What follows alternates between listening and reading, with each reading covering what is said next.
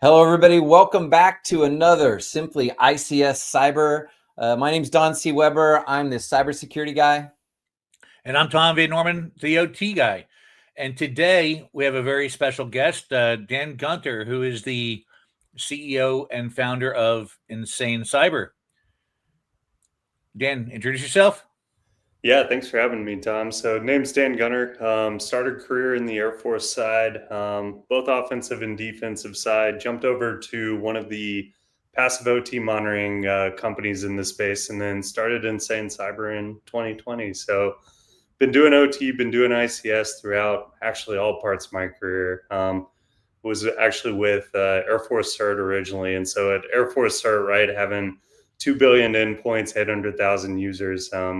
You deal with a lot of fun people problem, but you also deal with a lot of times OT coming in on, a big global network. So excited to join y'all today with what we're talking about.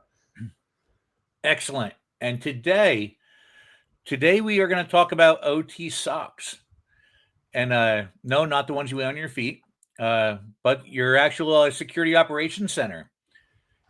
And Don, you want to kick it off?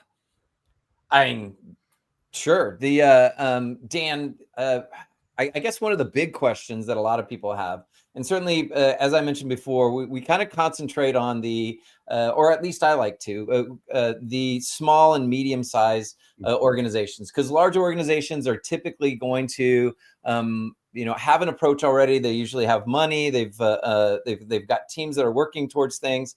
I know they're challenged as well. But so what is your opinion around SOCs, with, the size of companies, in your experience with what people are actually doing in control environments? How are they approaching the situation right now? Yeah, I mean, certainly you hit it straight on. Like the hard part of it is oftentimes at the different resource levels, right? If you're at that big resource level, like the problem is like incredibly complex from like operational level, right? You may have, hundreds or thousands of sites spread around. They may be moving if it's maritime or other stuff like that. As you go smaller, you hit actually other unique problems, right? I've run into asset owners in my career when you go really small to the co-op level that they're like, hey, I'm the one IT person also that has cyber, and I have 16 or 20 substations that I'm responsible for, both IT and OT. And it's funny, right? Because we'll ask them, we're like, so hey, what are you doing for that? And they're like, I have an MSSP on the IT side, I have one on the OT. And it's funny, then we'll be like, have you ever tried to get them to work together? Like, what's been the level of like tabletopping or other things you work through, right? And so certainly to your point, when you're small, you may have like big ground on one or two or three people that cover a whole lot. And even in medium, like, right, you may have some of that geographical problem on the big area, little more resources, but still that challenge of having to deal with what a SOC deals with, right? How do I monitor my environment? How do I look at all layers of the Purdue model, right? Whether it be kind of that high levels of the Purdue model where you're coming into the plant where some of the OT layers are, or lower when you're actually on that, on the OT side of the network. Bigger challenge too. I was seeing an article today on, PLCs connected to the network. I think today was announced that, some Canadian water or other sites were hacked, right? And Canadian government was like, hey, maybe it's a good idea to remove PLCs from the network. That sounds great until you're like, hey, like some of these sites literally are just like a PLC hanging off of a broadband card, right? So when you get to that SOC side, like what also makes it fun is something y'all have also seen, which is the side of like, you only have so much input on how the network's engineered. And as a security side, then you have to step in and be like, okay, how do I monitor this? How do I prevent things? And if I have to, like, what's my incident response plan? How do I actually get to the data that I need to at the end, right? And so what you put in the SOC's key, right? And it does also go back to your incident response plan, right? If you go to the NIST standards, which actually some of those were written for ICS and OT, you see, like, right, are my policies, plans, and procedures like, delegating authority, and do people understand where they fit in? If you're doing incident response or different part of SOC operations, and then do folks actually know how to do it, right? So, yeah, so I mean, when you're small and medium, just kind of getting like, right, you want to start with the crawl part of crawl, walk, run. And oftentimes that's hitting the visibility. And then what do I do if someone, if CISA or someone shows up and says, hey, you have a problem to deal with today, right? Absolutely. So Dan, what is a SOC anyway? Right, your Security Operations Center. What is it? What do they do? Yeah. So it can depend, right? And for large organizations, you can have them split too, right? Your security operations center may be tied to a larger operations center. When I was in the Air Force, at the Air Force level, we had at the CERT essentially the monitoring and response component, right, for the entire Air Force, and it pushed down to facilities and other things that we're under our purview, right? When you're that small or medium level, oftentimes that SOC function is that basic like detection, response, often vulnerability management, like, right, those core functions that are serving operations and keeping oftentimes things up or responding to there, right? So as you're smaller, you may not have 24/7, right? You may have to go to an outside vendor, to a managed vendor there. Or you may be doing it internally, right? It gets more challenging with, with like some of the compliance and other required things, depending on the sector you're in, though, right? No, absolutely. And whenever I'm talking to students, I kind of take them through a scenario about, where is that data going? Is it going to a SOC that is a security operations center, that it's managed by the control environment teams or the OT teams, however your organization is calling them. But then there's this enterprise organization that potentially has a SOC for their enterprise, for the IT assets. But ultimately, I take them down the path of, more than likely, most organizations are using managed security service providers. And the challenge of forwarding all of these logs from the remote locations that you guys have been talking about, getting those centralized, getting those to up to that cloud infrastructure that the MSSP is leveraging.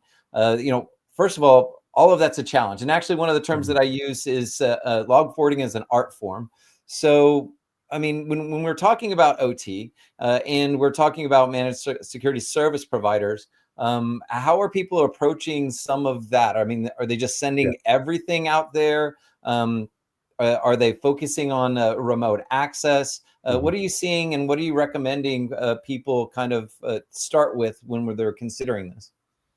Certainly, whether it's, in debate between, in some places it's combined, right? And even some medium and large utilities out there, you'll see like a combined SOC in there. Sometimes it does have that split out. When you're small, going back to oftentimes that utility that's responsible for, a couple dozen substations or whatever they cover, oftentimes, like, right, sometimes their best solution is like, hey, who is that managed provider that understands the IT side? And then critical for OT, who actually understands the OT side? Do they actually have the industrial protocols? Do they have, the visibility you need from the security side or from a compliance side if you're under NERC-CIP, right?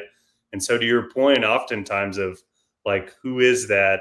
It's really important, right, to find one that actually understands your space, right? If you're manufacturing, that may be someone that's different from understanding like an MSSP that actually understands like NERC-CIP regulated or other power environments, right? And so, I mean, how you make that selection often, right, does come down to what's important to you, right? Are you just looking for base OT protocols? Well, then you're going to look for like that MSSP that is strong in Modbus or S7 or proprietary G or MSN protocols, right? If you're going deeper, you may look right for that MSSP that's more attuned to threat intel or whatever kind of niche area you're going down into, right? So as you look at those, like the competence 100% matters. As I'm sure y'all have talked about on previous episodes, like OT in some ways is a very unique special skill set, and you need people that understand the realities of those environments. So Dan, when we talk about SOCs, what exactly do we send to a SOC? Do we send everything? Do we send PCAPs? Do we send logs? What goes, what doesn't go? Yeah, oftentimes, I mean, you'll see at the base like network data to the 5-tuple, right? Source and destination IP and port protocol. Oftentimes when you get into the OT side, you'll see function codes or other things go across. Generally, a lot of good, MSSP, a lot of good providers or SOC providers will have some type of endpoint agent. There are OT environments that are on Falcon today. There are some that are on McAfee EPO or other things like that, right?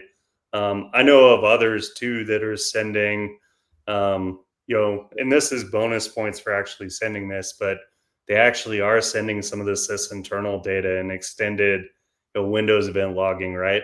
Big advantage again is if you start to send that when you're in the SOC and when an analyst has an alert pop up, it gives them a much better fidelity than if they're just working off of a few pieces of data. And so going back, that's where like having an MSSP that is tuned to knowing what they need and getting the right stuff's in key, right? Because to what you're bringing up, Tom, if the data is not being sent up, it could be pretty expensive, both from a travel and collection sense, to get that data if it's possible after the fact. When we talk about data, that's a pretty big thing there. What data are we talking about? Do we just want logs? Do we want PCAPs? Do we want both? Do we want all the data? Do we want big data, small data? Yeah, ton of data. Sure.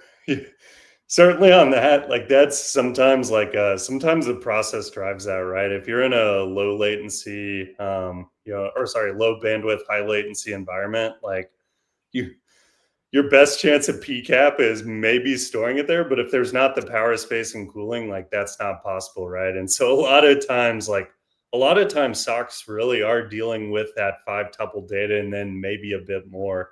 Past SOCs I've worked in, that's what we had. I mean, we'd have like Suricata or Sigma or other type of rules pop up, and then say like, okay, hey, I need to log into this system that has PCAP, right? Or I need to make sure to task out to pull data, right? So you can't overwhelm yourself. SOC fatigue is also a really big thing. I think there's a trend micro statistic that right now, like SOC analysts are actually ignoring like 60% of the alerts that are given to them. And so it turns out if you send too much data up, like humans can only handle so much data that like if you flood them with it and they don't know how to deal with it, they're going to start ignoring things, and that can become counterproductive real quick. So to answer your questions, oftentimes that 5-tuple and then some of the popular signature and alerting frameworks are where you start. And then, you have second and third tiers to go deeper. What do you mean by the 5-tuple? Yeah, so that's the source and destination Okay. address and port, and then the protocol. So, okay, SOC fatigue. As you called it there, it's got to be a real thing, especially with false positives. Yeah. Right. You get some of these technologies that want to alert on everything, and they're just garbage because you can't find out you can't really find out what's going on outside the SOC. When we talk about things in the control room, they have the same problem.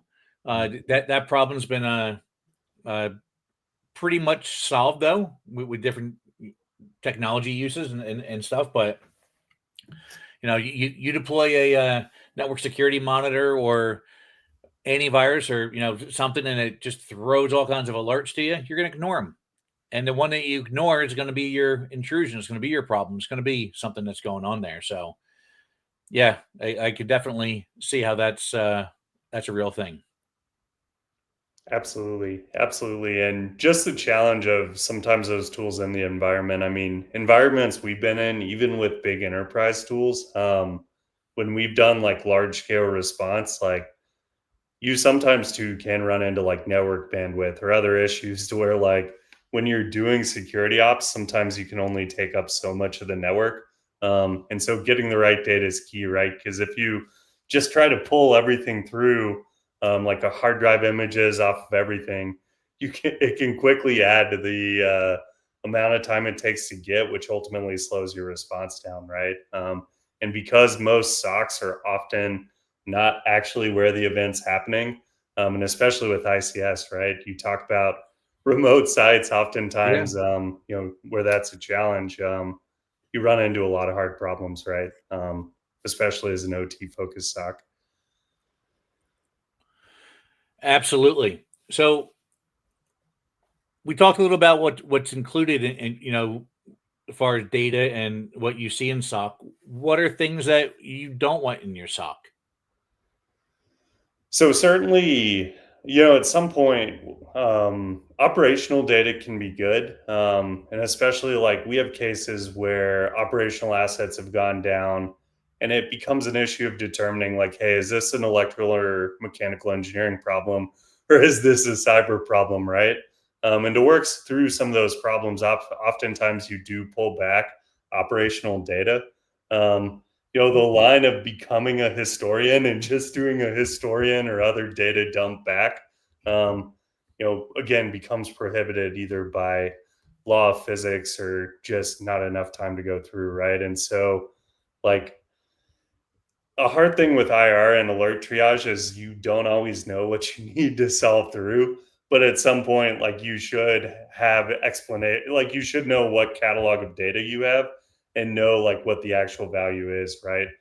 We've done that in the past where we've cataloged data out with folks, been like, hey, this is the actual usefulness of it, right?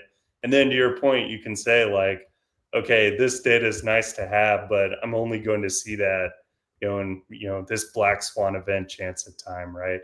And so prioritizing again, like oftentimes the core data types, to your point, network traffic, oftentimes Windows event logs, things that you can either get that MITRE attack heat map of being like, okay, I can find these attack techniques that matter to me, like prioritizing those, and then going to data where it's like, this is nice to have, but it's not going to help me find an attack technique, or it's only going to help me in a slim part of the time, right? That's where you can start pairing some of that off. You still want to make sure it's captured though, right?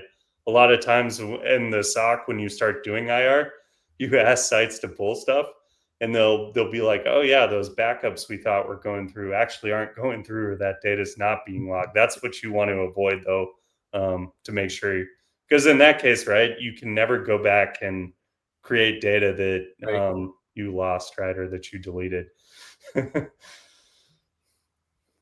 Yeah, I mean, that's, when we're talking about data in, certainly I keep concentrating on that remote access. How do people get in? How do we allow them to go from network segment to network segment? So you talking about getting the Active Directory logs, those logs that will help us understand that both from an authentication standpoint, but then hopefully from a process starting and other things that are indicative of unusual things happening. I think that's important. Can organizations, is it actually doable to start just doing this manually? I mean, we talk about sensors, we talk about collecting information, but certainly we have to ensure that our endpoints, our devices are actually configured to produce those logs, to start logging locally in a lot of cases until we can get that central management set up. I'm always worried about people trying to boil the ocean, trying to solve the log forwarding problem before even seeing if they have the data to do it, and whether or not their teams understand that data. So how do you recommend people start their approach to all of these efforts? So oftentimes, to your point, like even before you hit commercial tools, like getting tools like Malcolm out there, Security Onion, tools that are readily available that, if you have a span port, you can set up off of networking infrastructure, others right, just getting a little data, even at a site that maybe hasn't pulled data in, is that's a good start on network side. We still go to a lot of industrial sites where they've never done PCAP. They've never actually looked at what's on the wire off of a switch, right? Starting on that on the network side is important. On the host side, it's also important, right? To your point, go to that domain controller, right? See if you can pull like what is in the security logs. Is that even the primary domain controller? Are you in an environment where there's trust relationship up, right? Because if you have someone come in and they're like, hey, like, we think there's a living on the land attack, or we're starting to see things like that.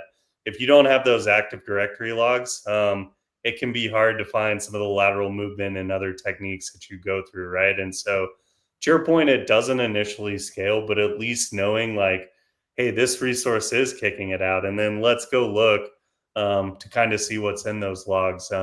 That's a good place to start. Another thing I'll say is as we go down that path with a lot of asset owners and with folks in the SOC is like, oftentimes then you'll start to see, going back to those network comms, like, hey, I have a firewall here, but it turns out to your point, you were talking about secure remote access. But if I look at those logs and I'm like, hey, people in zones that shouldn't be talking to each other are talking to each other, then it's like, okay, I also have a firewall problem too, right? And so on some of those basic steps, you actually can do quite a lot that matters. And to your point of like some of the zero trust and secure remote authentication type situations, that's going to be in those AD logs, right? Oftentimes, if it comes through there, if it's AD joined, it may be through its own, but. So one of the things that I'm starting to call out more and more, and certainly this has come out from the Verizon, CrowdStrike, and some of the other reports from last year, were the endpoint devices, vulnerabilities in the endpoint devices, whether they're routers or firewalls or VPNs. And I think a lot of people forget, they look at the authentication, but they forget what actually is going on those network devices. So is it possible to see events from, I guess just OS events from these networks devices? Is it possible to forward those, and should that be included in some of your initial information gathering? Yeah, certainly. And I mean, network devices, oftentimes those have some of those collection techniques, whether it be syslog or other places they can write out to. Some PLCs have it too now, right? And so there are PLCs like, right, you can begin to push that data. Right, PLCs and network devices often start to fall in that embedded system side to where it can be harder to know, like, and to have consistency, like, hey, I know this log's going to be there. But to your point, oftentimes there are logs on there. It's sometimes the difficulty, family to family and vendor to vendor of knowing what data you can get, right? But that data often is like super key. Dan, in your opinion, who should have a SOC? Whether it's a contract SOC or whether it's a internal SOC, who should have one? Who should use one? Even if you're small, a 1 or 2 person security shop in there, you essentially have one. Like, right, to the point, if you have those managed providers, you've essentially pushed like what are those SOC functions out, right? As you grow, you bring those in, right? I don't think there's a way as a security professional to completely avoid doing like detection and response type stuff, right? And so where you put that is essentially where like kind of that foundation of the SOC part starts there, right? So even before you may have a group that you call on, I would argue like those MSSPs or others that you engage with, if you don't have the resources internally, do that, right? As you grow, it becomes complicated, right? Because you may have like folks with SOC in their job titles that are doing some of the same things. You may be covering then now the IT and OT side, and you may also have like I know I have friends in SOCs that do work with still multiple outside MSSPs, right? And so when you're small, it can be a few groups, internal and external. I don't think there's a way really that groups avoid it though, just because like, right, that detection response part is just, if you're ignoring that, like it's kind of the question of what are you doing from a security angle, right? So Dan, I don't want to get out of here. I don't want to finish this up without touching on the event or incident response standpoint. So, and you're familiar. You've gone in. I know you've helped people very specifically address some of these issues. So, can you help people understand the difference between recovering from an event? Because ultimately, that's what we're most concerned about in these type of industrial environments. So how much more difficult is it to recover from this type of malicious event when you have information like through a SOC and through logs, and when you don't? So what is your experience around that? Exactly. No, and I mean, the way that I draw the line is there's recovery and restoration, right? And especially when you're in industrial networks, the two are important, right? You'll have a lot of security folks that talk about recovery, and they're like, okay, the system's back on. Hey, we wiped and we reloaded. Restoration is the business unit fully back up or up an appropriate amount of time, right? Those matter a whole lot when you look at incident response, and especially around cyber insurance, right? Your loss window from an insurance perspective, oftentimes, depending on the policy, is based off of like actually the operations coming back up or policy, right? So when you look at that, when you look at incident response and dealing through that, right? Like, getting to recovery quick, but most importantly, getting to that restoration side is key, right?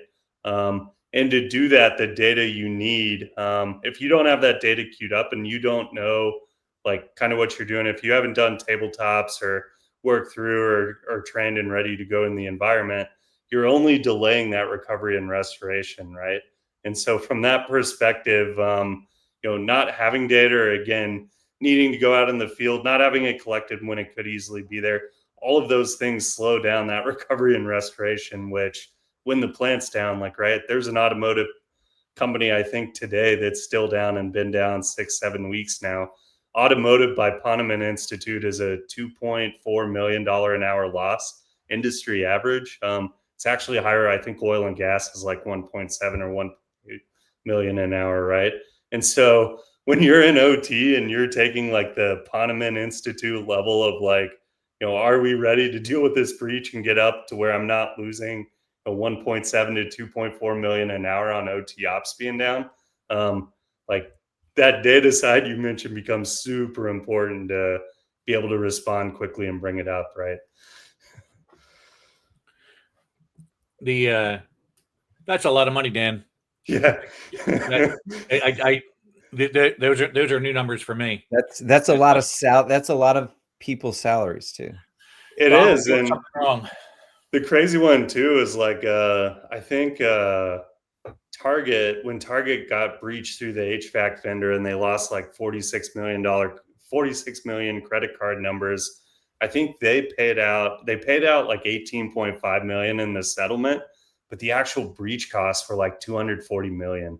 And so when you look through these, and Target was hit through a HVAC vendor that had access through there, right? At least according to open stuff being said, right? And so like the liability and like the cost of downtime is just super significant.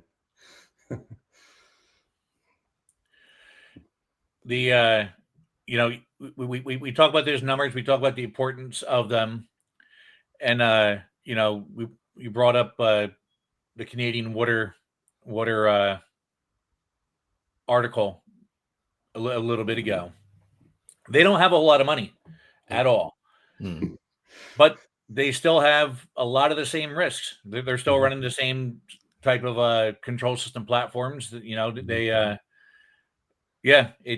a pretty large problem to try to solve with no money at all. So on one end of the spectrum, with automotive, with millions of dollars an hour, sure, they can throw money at it. They can try to fix it. But then you go on the small utility side that have no money at all, right? So when you talk about SOCs and MSSPs and stuff like that, they probably benefit greatly from that, but I don't think they had the expertise or the knowledge or the money to do that at all.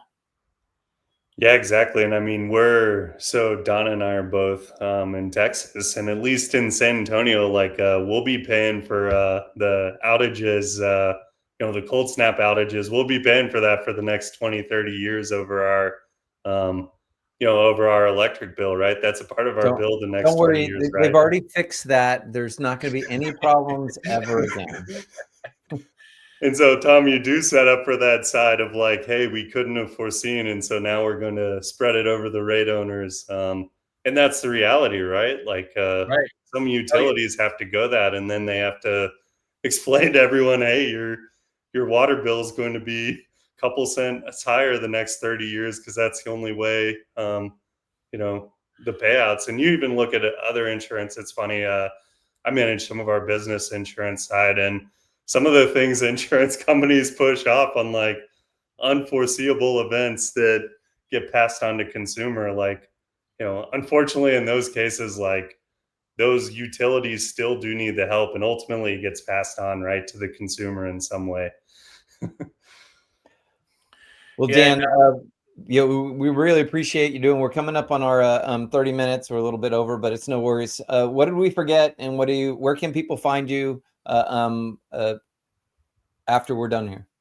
Definitely. LinkedIn's always a good place digitally. Pretty active there. We put out a ton of content. We're in the middle of 100 days of OT Cyber, where I'm doing a minute or two video a day that we're dropping out. And so open things, everything from monitoring stuff we talked about today to others. Also conferences, we go to all the big ones, S4, RSA, oftentimes Black Hat and DEF CON. So don't be a stranger. Stop on by. We always love to chat about this.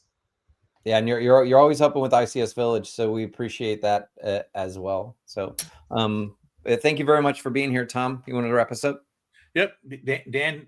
Thank you very much. And if you're doing a minute or two a day on OT, and you got 30 minutes here, does that mean take the next month off?